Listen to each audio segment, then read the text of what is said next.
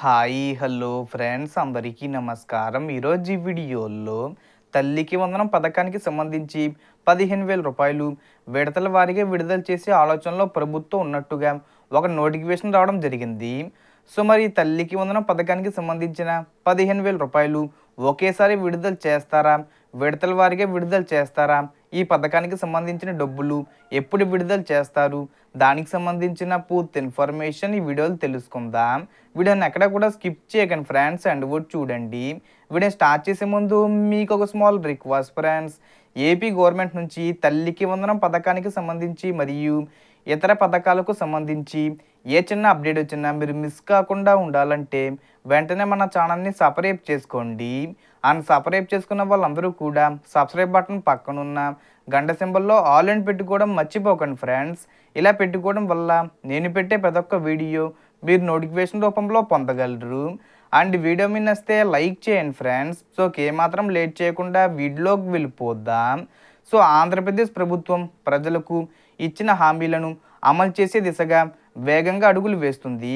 ముఖ్యమంత్రి చంద్రబాబు నాయుడు గారి నాయకత్వంలో ఏర్పడిన కొత్త ప్రభుత్వం సూపర్ 6 హామీలను అమలు చేయడం ద్వారా ప్రజల్లో విశ్వాసం పెంపొందించే ప్రయత్నంలో ఉంది. ఈ నేపథ్యంలో మరొక కీలక ఎన్నికల హామీ అయిన తల్లికి వందనం పథకాన్ని కూడా త్వరలోనే ప్రజలకు అందుబాటులోకి తేనుందని అధికార వర్గాలు చెబుతున్నాయి. తల్లికి వందనం పథకం ద్వారా కుటుంబంలో ఉన్న పిల్లల సంఖ్యను బట్టి ఒక్కో విద్యార్థికి 15,000 రూపాయల చొప్పున ఆర్థిక సహాయం అందించనున్నారు.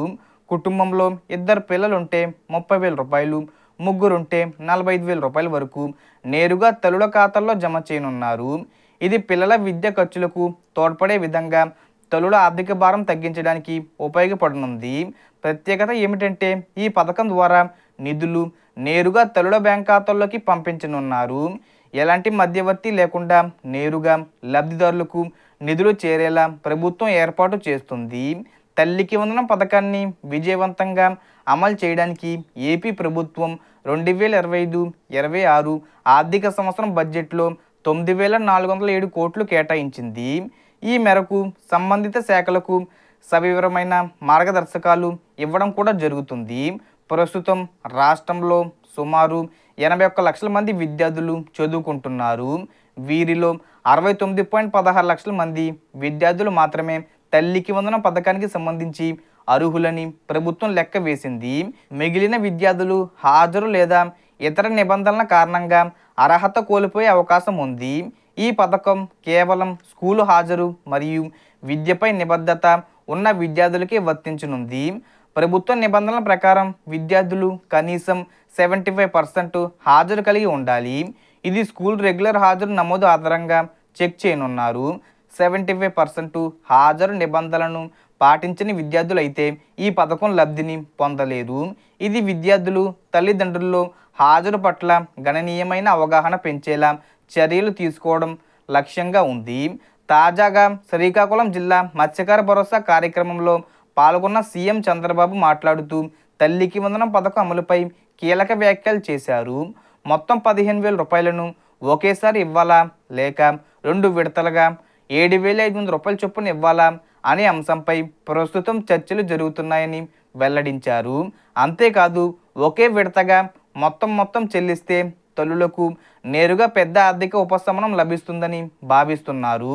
మరోవైపు ఇన్స్టాల్మెంట్ విధానం ద్వారా విద్యా సంవత్సరం మొత్తం తల్లుల భాగస్వామ్యాన్ని పెంచే అవకాశం ఉందని అధికారులు సూచిస్తున్నారు. తల్లికి వందనం పథకం మాత్రమే కాదు, మరోవైపు అన్నదాత సుఖీభవ, ఆరోగ్యశ్రీ విస్తరణ, జలయజ్ఞం ప్రాజెక్టులు, ఉద్యోగ హామీలు వంటి సూపర్ 6 హామీలను కూడా సమాంతరంగా ప్రభుత్వం అమలు చేయాలని లక్ష్యంగా పెట్టుకుంది. ఈ విధంగా నోటిఫికేషన్ అయితే రావడం జరిగింది. ఇంకా క్లారిటీగా విడతల వారీగా విడుదల చేస్తామని అధికారిక ప్రకటన రాలేదన్నమాట. ప్రస్తుతానికి అనుకుంటున్నారు అంతే. మనకు డైరెక్ట్గా 15,000 రూపాయలు విడుదల చేసే అవకాశాలు ఉన్నాయి. అది కూడా మే నెలలోనే విడుదల చేస్తారు. మే నెల 2వ వారంలో దీనికి సంబంధించిన విధి విధానాలు గైడ్లైన్స్ విడుదల చేస్తారు.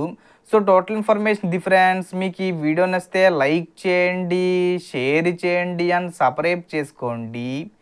Thanks for watching.